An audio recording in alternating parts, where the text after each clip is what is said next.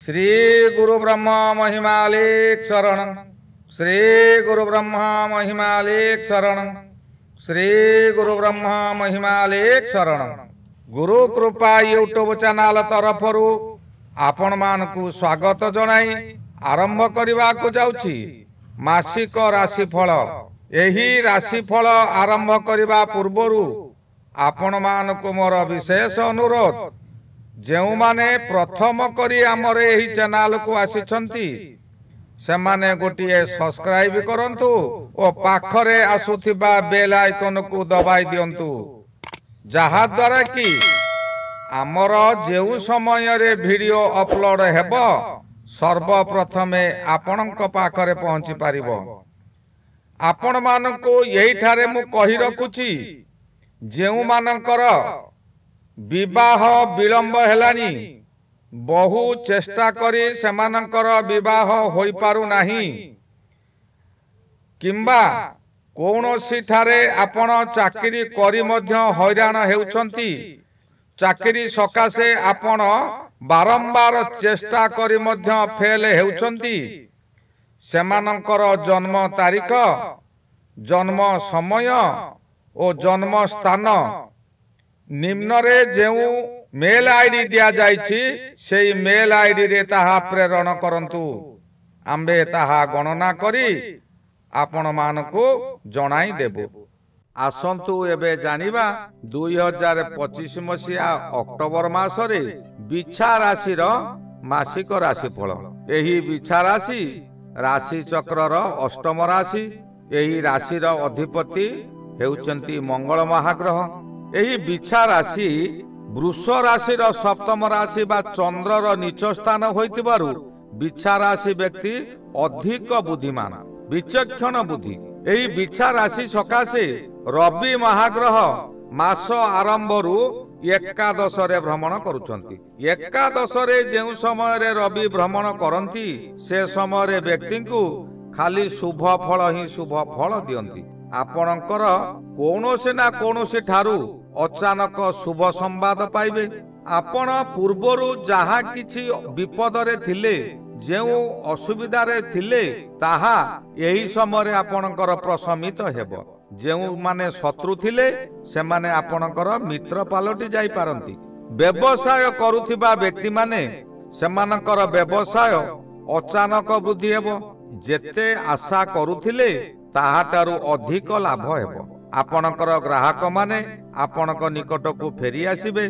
आगामी दिन सकाशे व्यवसाय करी किछि धन संचय मध्य करि पारिबे। जेउ माने कोनोसी कर्म क्षेत्र रे कर्म करूछंती सेमानकर कर्म रे उन्नति आसीबो। जेउ माने चाकरी करिछंती सेमानकर पदोन्नति हेबो। वेतन मध्य वृद्धि होई पारे। एही समय रे आपण जानि नथिबा स्थानरु हठात किछि अर्थ मिलिबार संधान पाई आपणक मन को बहु गुण रे सुख रे परिणत करिदेबो। एही सुख सबुदिन सकाशे न रही पारे। मंगल महाग्रह अजथारे आपणक सहित कलह कराई देबो। मंगल मध्य द्वादश रे भ्रमण करूछंती। द्वादश रे मंगल भ्रमण करुथिबा समय रे हठात निज लोक माने कलह करंती। एपरी परिस्थिति आसीबो जे आपण बाध्य होई बहुत गुड़िए अर्थ खर्च करिवे। एही अर्थ खर्च करिबा द्वारा आपणकर मानसिक स्थिति बिगड़ी जिवो। आपणकर मुंड बुलाइबो। आपणको ज्वर मध्य होई पारे। मुंड बुलाइबा सहित शरीर गरम रे थरी उठिबो। रास्ता रे किंबा निज गृह रे कौनसी ना कौनसी दुर्घटना घटी पारे। ताहा मानसिक दुर्घटना होई पारे किंबा शारीरिक दुर्घटना होई पारे। जहा भी हो आपणकर मस्तक उपरे यह प्रभाव पकाइबो। एपरी समय आसीबो आपण बहु कष्ट रे दूर स्थान को यात्रा करि पारंती। गृह रे किंबा व्यवसाय क्षेत्र रे चोरी डकायत होई पारे। एही मंगल तुला राशि रे रहिचंती, जहा कि बिछा राशि रो अधिपति मंगल। 24 तारीख ठारू एही मंगल बिछा राशि को आसीबे। बिछा राशि को मंगल आसीबा परे बिछा राशि व्यक्ति मानकर जन्म मंगल हेबो। जन्म मंगल गोचर रे भ्रमण करुथिबा समय रे आपण जहा भाबंती ତାହା କରିପାରିବେ ନାହିଁ, ଯାହା ଦ୍ୱାରା ଆପଣଙ୍କର ଦୁଶ୍ଚିନ୍ତା ବଢିଯିବ। ଚିନ୍ତାରେ ଚିନ୍ତାରେ ଶରୀର ଦୁର୍ବଳ ହେବ, ମଥା ବିଚଳିତ ହେବ। ଏହା କାରଣରୁ ମଧ୍ୟ ରାସ୍ତା ଦୁର୍ଘଟଣା ଘଟିପାରେ। ଏହି ସମୟରେ ଆପଣଙ୍କର ଅତି ନିଜ ଲୋକ ସାଙ୍ଗସାଥୀ ମାନେ ଆପଣଙ୍କ ନିକଟରୁ ଦୂରେଇ ଯିବେ। ବନ୍ଧୁମାନେ ଆପଣଙ୍କ ସହିତ ଚୁଗୁଲି କରି ବସିବେ।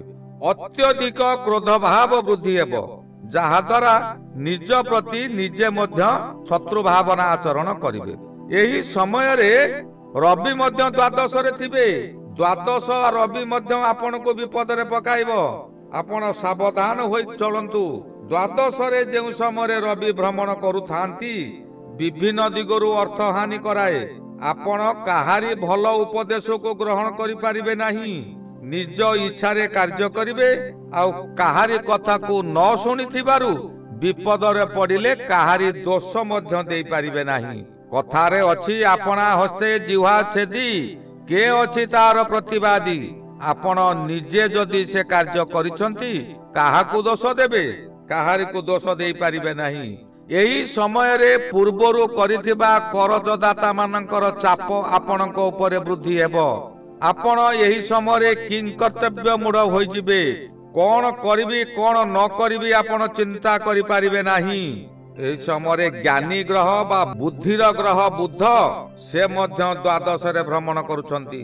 ଦ୍ୱାଦଶରେ ବୁଧ ଯେଉଁ ସମୟରେ ଭ୍ରମଣ କରନ୍ତି, ସେ ସମୟରେ ଆପଣ ଯେଉଁଆଡ଼େ ଯାଆନ୍ତୁ, ଯେଉଁ କାର୍ଯ୍ୟ କରନ୍ତୁ, ତହିଁରେ ଖାଲି ଅପମାନ ହିଁ ଅପମାନ ମିଳିବ, ଯାହାଦ୍ୱାରା ଆପଣଙ୍କର ଦୁଶ୍ଚିନ୍ତା ଆହୁରି ବୃଦ୍ଧି ହେବ।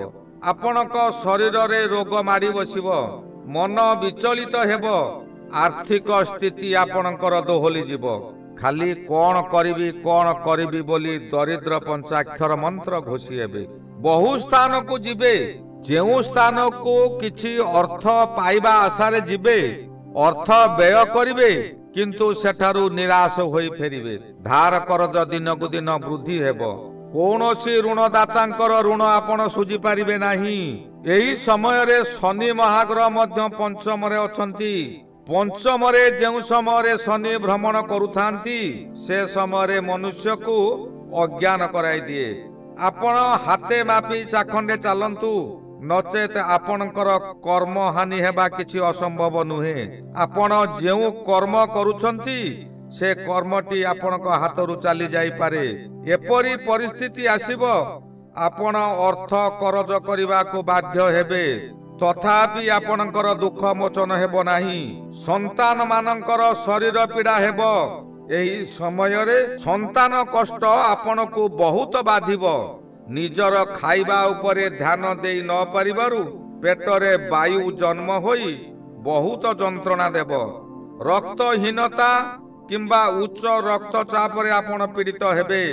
ଏହି ସମୟରେ ଆପଣ ନିଜ ଶକ୍ତି ଅନୁଯାୟୀ ଛୋଟ ଛୋଟ ପିଲାମାନଙ୍କୁ ବିରିର ବରା ଦୈନିକ ଖାଇବାକୁ ଦିଅନ୍ତୁ।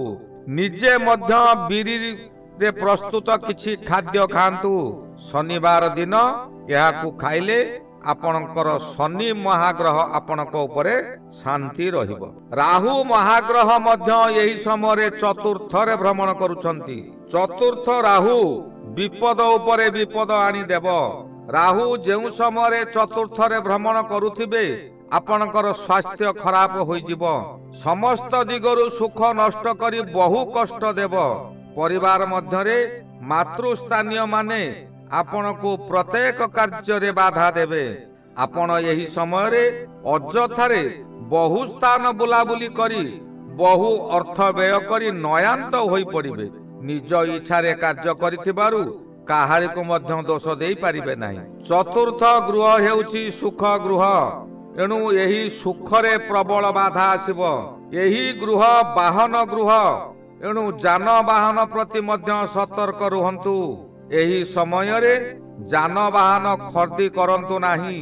ନୂତନ ଗୃହ ଆରମ୍ଭ କରନ୍ତୁ ନାହିଁ, ଯାହାଦ୍ୱାରା କି ଆପଣ ବହୁତ ବଡ଼ ବିପଦରେ ପଡ଼ିବେ।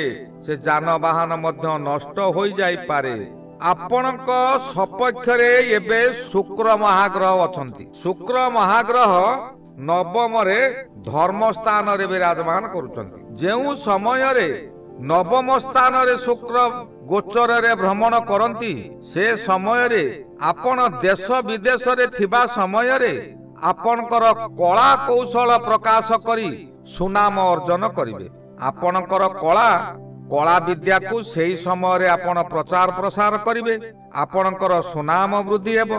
आपण प्रत्येक कार्य रे बा सेही आपणकर कला कौशल प्रत्येक कार्य रे सेनापति परी आगको माडू चलिए। विपद आसीबो ही आसीबो। विपद को खातिर न करी आपण सर्वदा आगको मारी चलिए। गृह को किछि आसबाब पत्र खरीदी करी पारंती।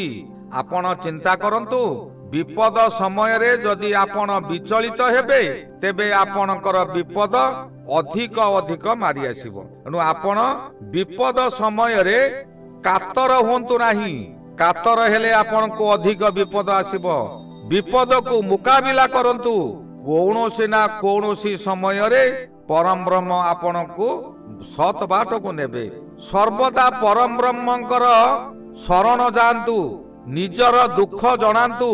ये जगतर मंगल सकाशे आपण आराधना करंतु। आपण को केबे विपद पड़िबो नाही। जहा कि विपद आसीबो आपण को मन रे एपरि शक्ति थिबो जे से विपद आपण को बाधिबो नाही। प्रबल सुनामी समय रे जेपरि गोटिए दुब घास सोई पड़े ता उपरे पानी मारी चली जाए पुणी पानी फेरी गला परे दुब घास पुणी सळकी उठे। आपण जदि सर्वदा मथानत करिवे तेबे आपण को उपरे विपद मारी चली जिवो पुणी फेरी जिवो। आपण जेउ परि थिले पूर्वरु पुणी सेही परि होई रहि जिवे। एणु आपण प्रत्येक दिन परम ब्रह्म को ध्यान करंतु।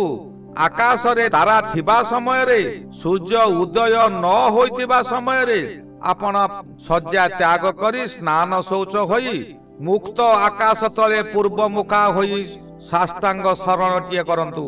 जहा द्वारा कि आपणक जीवन रे बहुत उन्नति आसीबो। एही गला 2025 मसिया अक्टोबर मास रे बिछा राशि मासिक राशिफल। श्री गुरु ब्रह्म महिमा अलेख शरण। श्री गुरु ब्रह्म महिमा अलेख शरण। श्री गुरु ब्रह्म महिमा अलेख शरण।